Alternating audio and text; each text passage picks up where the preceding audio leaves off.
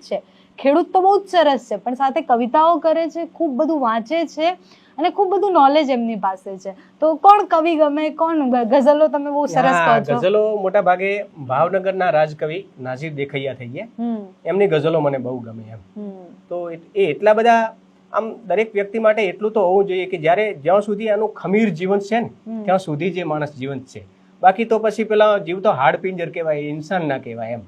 તો એમાં મને નાઝીર દેખૈયા સૌથી વધારે ગમે એમ કે ભાઈ હરામનું મફતનું લેવાની જે અત્યારે આપણે બહુ બધી ટેવ છે ને, એના વિરુદ્ધમાં એ નાઝીર દેખૈયા બહુ સરસ એમ સ્વમાની લખતા.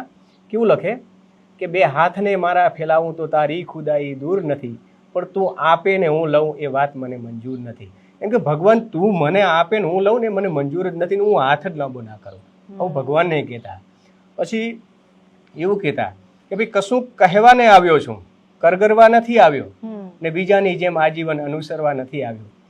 સતત ચાલ્યા જતા કાફલાનો મુસાફર છું, એક વિશામાને ગણીની મંજિલ મને અટકવું નથી ગમતું. ક્યાં વાત છે, બહુ જ સરસ. મતલબ એમને મેં છે ને ખેડૂત એટલે આપણા બધાના મગજમાં ખેડૂત એટલે આપણે વિચારીએ ને તો આપણને ધોતી પહેરેલા, હળ પકડેલા એ ખેડૂત દેખાય, પણ આ નવી જનરેશનના ખેડૂત છે.